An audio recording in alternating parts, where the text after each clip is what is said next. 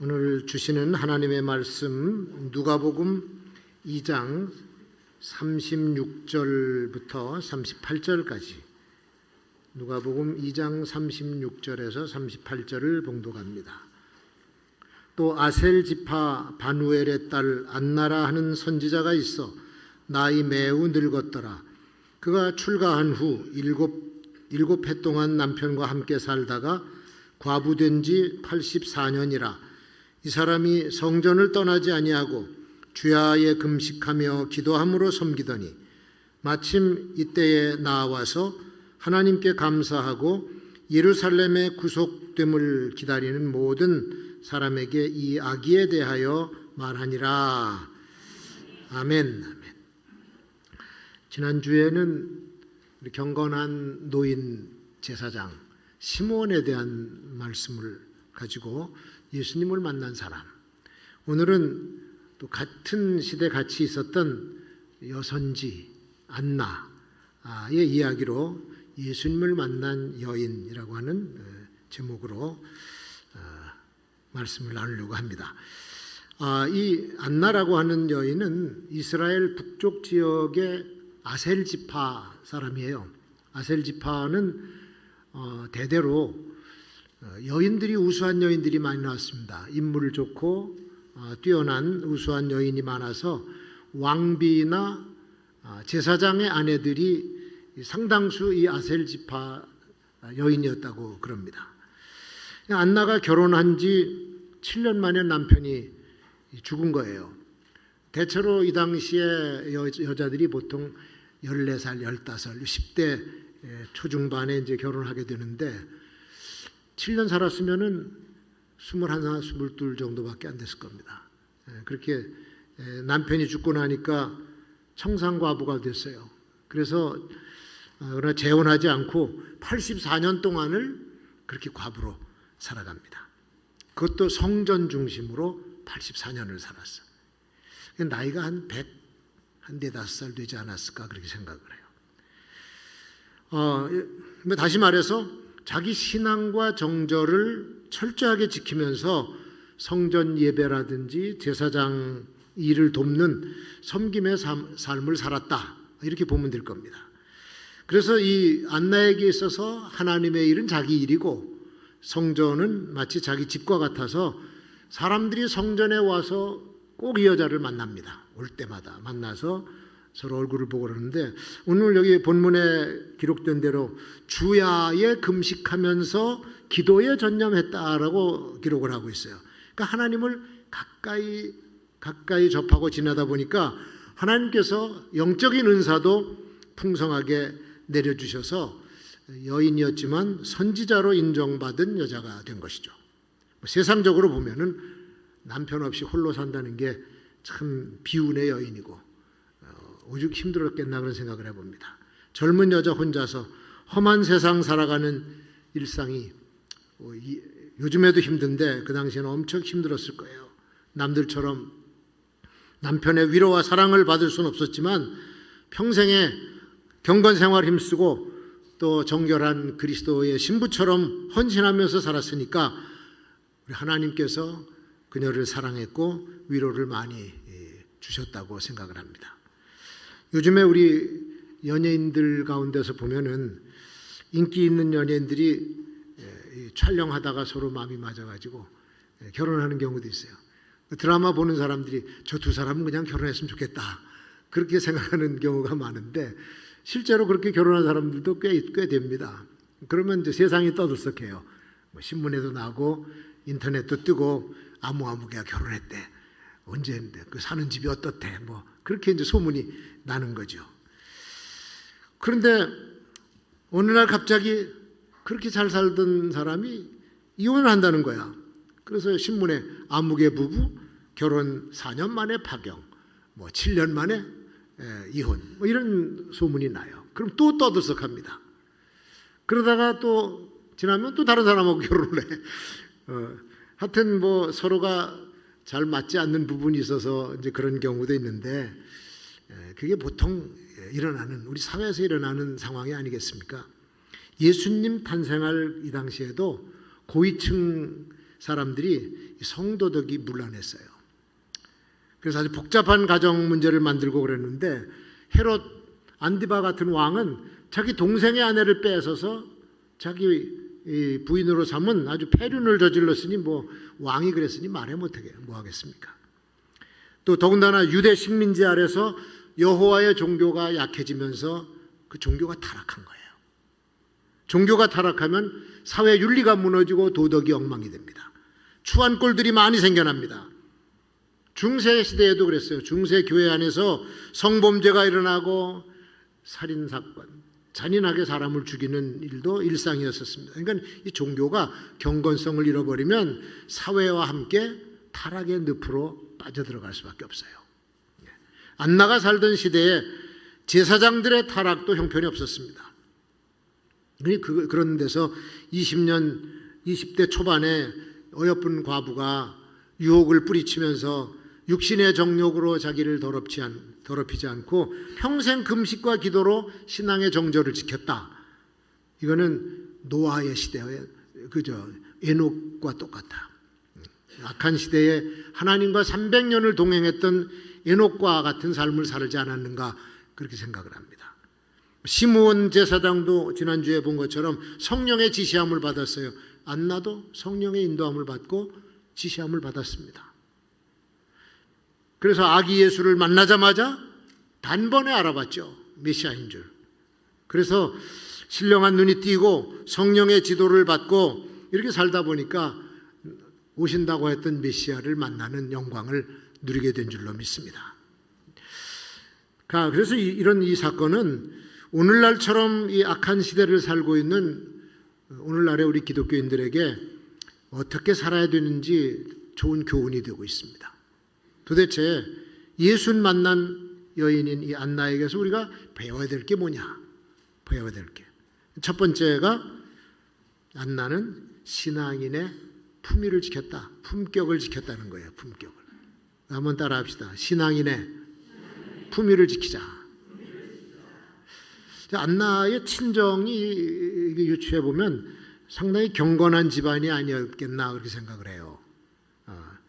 이 사람이 신앙을 갖는다고 하는 것이 안 믿던 사람이 갑자기 극적인 변화가 일어나서 성도가 되는 경우도 있습니다만은 견고한 신앙은 이게 그냥 이루어지는 게 아니야.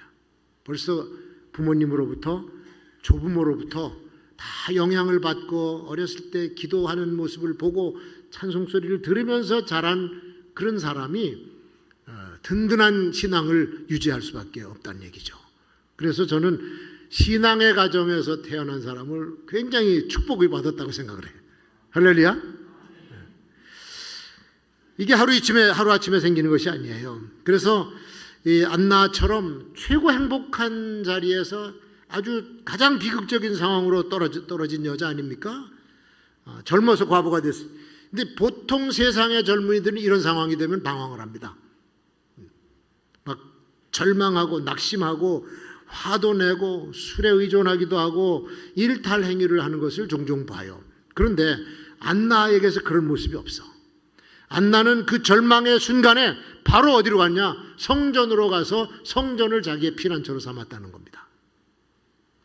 젊음의 상처를 믿음으로 치유해 보려고 자기의 삶을 재빠르게 변환시킨 사람, 이거는 자라온 가정 환경이 이걸 만들어주는 거예요. 이 아버지의 이름이 바누엘이라 그러는데, 바누엘이라고 하는 이름은 야곱이 천사와 씨름하던 그 장소, 야복강, 거기가 브니엘인데 브니엘에서 온 이름이야. 그리고 안나라고 하는 이름도 때로는 한나라고도 불리는데 이 이름의 뜻이 하나님의 은혜라고 하는 뜻입니다. 그러니까 이름과 가문을 봐서 신앙의 뿌리가 깊었던 여자가 아니었겠냐. 그 시대 과부라고 하는 신분으로 혼자 살아갈 수 없는 시대가 바로 그때입니다. 오늘날에야 뭐 여자가 혼자 돼도 나가서 일할 게 많고 어떻게 잘 풀리면요 남자보다 더 많이 벌고 그러는 시대인데, 이 당시에는 남편이 없이 혼자 여자가 과부되면요 거의 거지나 마찬가지야. 굶어 죽을 수밖에 없어요. 그래서 오죽하면은 율법에 과부의 이름을, 과부와 어린이와 가난한 자들을 돌아봐라. 구제하라는 얘기, 구제의 대상이에요. 율법에 그런 게 있어요. 농사 짓고 추수하다가 그 밭에 네 귀탱이에 곡식 그 다는 자르지 말아라. 그건 수확하지 말고 길가에 있는 곡식도 다 베지 말아라. 왜? 그건 과부의 거야. 그건 가난한 사람 어린애들 거예요. 율법으로 보장을 할 정도로 그렇게 해야 먹고 사는 거예요. 룻기를 보세요. 룻기 보면은 보아스라고 하는 그 부자 농토에 가서 품꾼의 뒤를 따라가면서 이삭을 주는 룻의 모습을 보잖아요. 모압 여자입니다. 남편도 죽고 시어머니도 남편이 죽고 과부가 됐는데 큰 올케는 고향으로 돌아가 버리고 이 나이 많은 시어머니 나오미를 돌볼 사람이 없어. 그러니까 룻이 그 나오미의 고향인 베들레헴까지 와서 공양을 하는데 여자가 과부들이 어떻게 먹고 삽니까? 그러니까 밭에 가서 이삭을 줘가지고 그 이삭을 음식을 만들어서 시어머니를 공양을 하니 소문이 마을에 쫙 퍼진 거죠. 그러니까 보아스가 그 소식을 듣고 품꾼들에게 얘기해. 야, 너희들 추수할 때 그거 다 묵지 말고 그냥 한 줌씩 자꾸 빼버려. 저 룻이 먹고 살게 좀 빼버려. 이렇게 해서 먹고 살아야 될 시대가 바로 그 시대의 과부였었어요. 근데 안나는 먹고 살기 위해서 밭으로 간 것이 아닙니다. 곧바로 성전으로 갔어요. 그리고 성전을 떠나지 아니했다 그러는데 성전을 떠나지 않았다는 것은 거기서 살았다고 하는 것이 아닙니다. 성전에 매일 나왔어요. 매일 나와서 청소도 하고 성전에 오는 사람 안내도 해주고 제사장들이 뭔 일이 있으면 가서 도와주기도 하고 일을 시키면 하고 허드렛 일 그런 거 했던 여자입니다. 처음에는 제사장들과 성전에 오는 사람들이 그렇게 했지. 웬 젊은 여자가 아침부터 나와서 일하는 거 보고 지 집 일은 안 하고 왜 와서 저러고 있나 뭐 그런 얘기도 했겠지. 근데 나중에 사정을 알고 보니까 그게 아니거든. 그래서 그 여자를 보호해 주기 시작했고 존경을 하게 된 거예요. 안나는 자기의 신앙을 지킨 것뿐만 아니라 여인으로서의 품위까지 지켰다. 사람이란 모름지기 자기의 위치를 지킬 때에 그 모습이 아름답고 사람들에게 존경을 받게 되는 줄로 믿습니다. 결혼 7년 동안 아마도 좋은 아내로서 남편을 잘 섬겼을 거예요. 한 가정의 아내로서의 위치가 얼마나 중요한 위치입니까? 안정된 가정을 이루려면 아내가 집에서 안살림을 잘 해줘야 되는 거죠. 그건 예나 지금이나 똑같아요. 뭐 요즘 맞벌이 부부니까 뭐 다 고생하는데 뭐 그래도 여자가 지켜야 될 자리가 있다는 얘기죠. 아이에게 특별히 엄마의 자리가 얼마나 중요합니까? 가장 편안하고 가장 안정된 자리가 엄마의 자리예요. 그러니까 아이들이 자라면서 사춘기가 되면 떼를 쓰고 거친 말을 하고 막 못된 짓을 해. 버르장머리 없는 짓을 해. 누구한테 합니까? 아빠한테 하다가 의도 터지니까 엄마한테 하는 거야. 엄마한테. 그러니까 엄마는 사춘기 된 애들만 보면요, 저 왼수를 내가 낳나 공통적인 대화야. 근데 엄마가 아니면 어디서 떼를 씁니까? 그 엄마가 그 애하고 싸우기 시작하면 애하고 똑같아져. 그 엄마가 참는 거지. 몇 년 참으면 저놈 나지겠지. 그러면서 참는 게 그게 엄마의 위치야. 엄마와 아이가 다른 게 그것이고 그 자리에 거기 엄마가 있어야지. 없어 보세요. 얘는 진짜 더 삐뚤어져 나갑니다. 그리고 우리 신앙인도 마찬가지야. 내가 지켜야 될 자리가 있고 내가 지켜야 될 품격이 있습니다. 신앙인으로서의 말투, 말의 내용, 내가 행동하는 행동거지, 사람을 대하는 자세와 태도, 그게 과연 품격이 있느냐, 예의가 있느냐, 이거 우리가 조심해야 되는 겁니다. 사람이 품격을 잃어버리면 천박한 존재가 돼요. 안나가 성실하게 성전 생활을 하면서 여인의 품위를 지키고 나니까 사람들에게 선지자 대우를 받더라고. 길거리 여인과는 다르다 그런 얘기야. 다른 여인과는. 그래서 성전을 섬기는 여선지자의 품격을 갖추고 살았다라고 하는 것을 보게 되는 거죠. 비록 과부로 사는 여인이지만 사람들이 얕보고 무시할 수 있는 대상이 될 수도 있지만 신앙으로서 여인으로서의 품격을 지키며 살고 보니까 언행 심사가 다른 사람과는 달랐다는 얘기입니다. 여러분, 우리 그리스도인들은 오늘날도 신앙인의 품격을 지키면서 말도 행동도 그렇게 해야 될 줄로 믿습니다. 그게 이제 전도하는데 기본 바탕이에요. 그리고 두 번째 보니까 안나는 성전에서 자기 직분을 지켰어요. 자기 지위와 직분. 성전에서 안나가 하는 일, 사실 생각해 보면 그렇게 중요해 보이지 않았을 겁니다. 매일 성전에 나가서 청소하고 봉사하고 사람들이 이렇게 주목해서 보지 않는 그런 일이었겠지. 그러다가 이제 어떤 사람들은 그래요. 저렇게 며칠 하다가 자기 일 생기면 이제 다 제자리로 돌아가겠거니, 그만두고 돌아가겠거니. 근데 보니까는 안 그래. 하루가 지나고 이틀 지나고 한 달, 두 달, 해가 바뀌어서 몇 해가 지나도 여전히 이 여자는 그 자리에서 성전 봉사를 하는 거예요. 그러니까 그제서야 사람들이 이 여자를 보면서 인사도 하고 수고한다고 격려도 해주고 그 여자의 위치를 인정한 거죠. 제사장들도 성실하게 일하니까 중요한 일들도 맡겨. 위임도 하고 부탁도 하고. 사람은요, 성실한 사람을 신뢰하는 거예요. 성실한 사람. 20대에 처음 성전 봉사를 하기 시작해서 84년이 지났으니까 100살이 넘도록 걸음걸이도 힘들었을 거야. 그러나 그 여자의 자리는 늘 거기였고 이 여자가 하는 일은 늘 그 일에 있었어. 근데 똑같은 일, 똑같은 종류지만 내용과 질적인 가치는 다른 겁니다. 이 여자가 다른 사람들을 만나서 대화 한마디 하면요, 지혜의 메시지를 듣고 가요. 그리고 성령의 감동을 받아서 어떤 사람 조언을 해주면 그 말이 그대로 이루어져. 그러니까 기가 막힌 거야.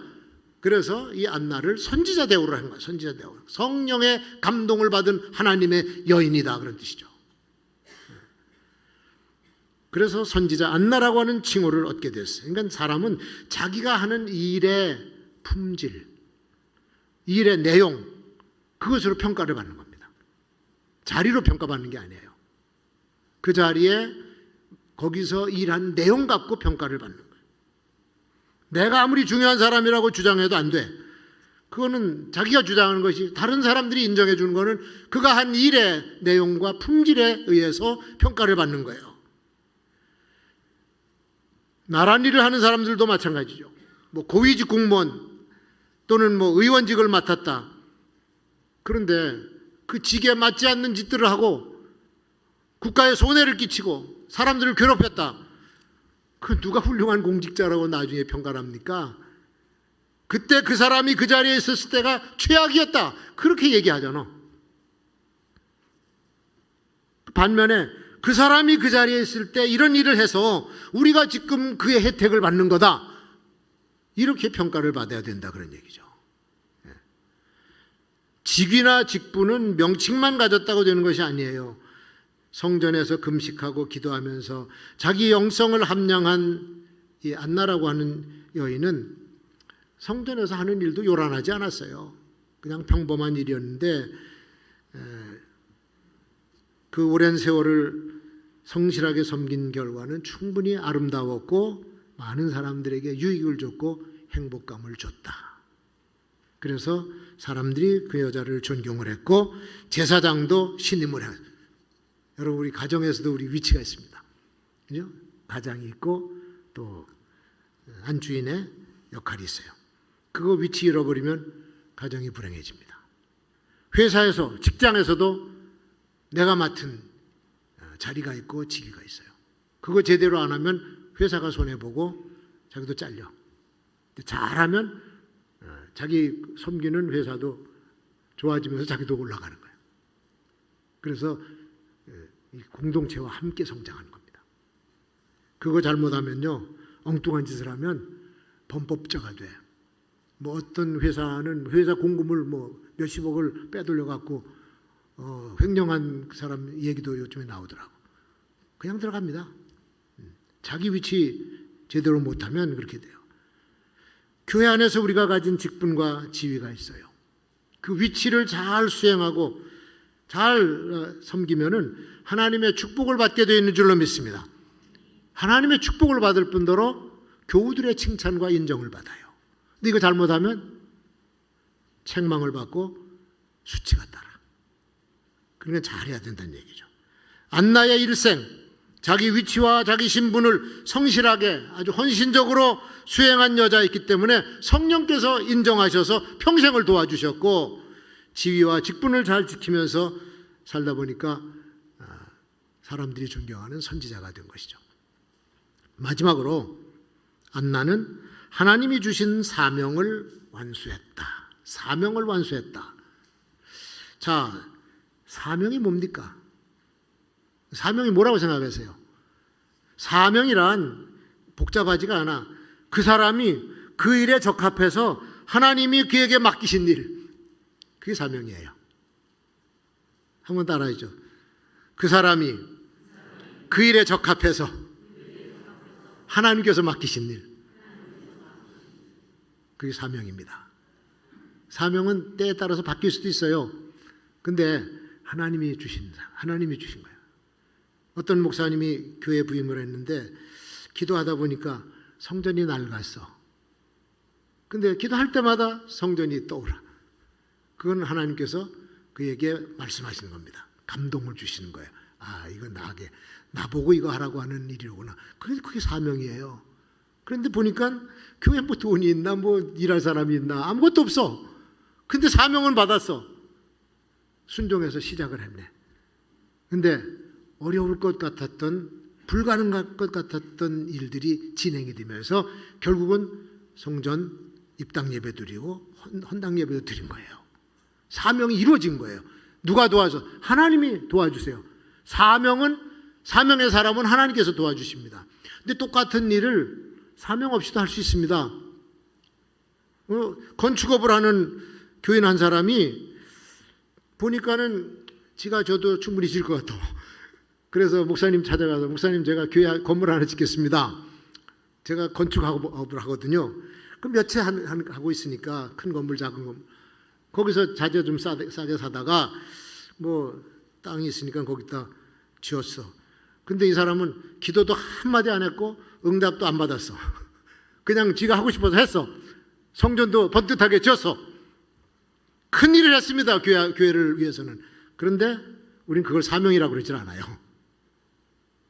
다른 겁니다. 이거 완전히 다른 겁니다. 사명이란 하나님의 뜻에 따라서 그에게 맡겨주신 일이에요. 그러니까 사명을 맡기셨으면 하나님이 도와주세요. 근데 사명을 주셨는데도 피하고 안 해. 그럼 가는 길마다 막혀요. 이상하게 가는 길마다 안 돼. 그건 뭐 많이 경험을 하는 겁니다. 지난주에 제가 임마누엘 교회라고 하는 개척교회죠. 그 담임 목사님이 이제 전도사였다가 목사가 돼서 취임식에 저보고 격려사를 하라고 해서 갔습니다. 3년 전에 개척한 교회, 전도사로서 개척한 교회인데 그 목사님이 김성환 목사라고 하는 분인데 이력을 보니까 그때 제가 인사부 있을 때부터 포항공대 나오고 서울대학교에서 박사학위를 받았어. 공대생이야. 앞으로 우리나라 이 공과계에서 크게 쓰임받을 만한 인재인데 그거 다 던져버리고 신학교 와서 전도사가 됐더라고. 그 전도사 시취할 때 이제 질문하면서 왜 이렇게 하냐 그러니까 자기가 하나님의 부르심을 받아서 그렇다는 거예요. 소명을 받은 거죠. 3년 전 교회보다는 그래도 조금 성장을 했어요. 마침 이제 제가 격려사 하러 올라가니까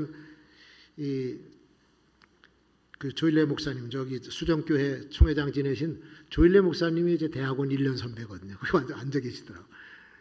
다 알거든요. 그분 어떻게 공부했고 부산대학교 경영대학원 나와가지고 목사 안 하려고 하다가 결국은 두들겨 맞고 와서 이제 목사로 했는데 신학교 다닐 때 대림동에다가 사과개짝 그렇게 놓고 설교하고 예배를 드리더라고. 그 제가 봤습니다. 그 교회가 지금 불로동에 큰 교회 아주 대형 교회 짓고 총회장까지 지나고 이제 원로가 되셨죠.